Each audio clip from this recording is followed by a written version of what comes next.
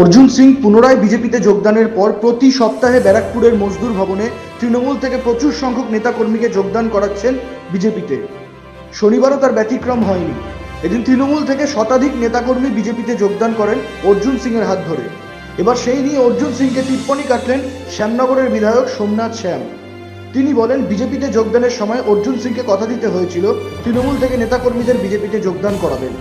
সেই কথা রাখতে যারা কখনো রাজনীতি করেনি তাদেরকে অর্জুন সিং বিজেপিতে যোগদান করাচ্ছেন।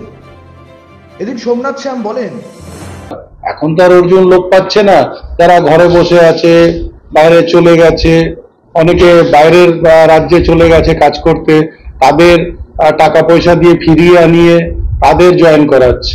যারা গত 5 বছর ধরে রাজনীতির সঙ্গে কোনো যোগাযোগ নেই, সেরকম একটি মানুষ হঠাৎ রাজনীতিতে যোগ দেওয়ানো, এগুলো খালি, যেহেতু বিজেপিকেও বলে এসেছে শুভেন্দু অধিকারীকে কি আমাকে জয়েন করাও, আমি প্রত্যেক সপ্তাহে 100 মানুষ জয়েন করাবো, এটা একটা প্রতিশ্রুতি দিয়েছে, যে সেই প্রতিশ্রুতিটাকে পালন করছে।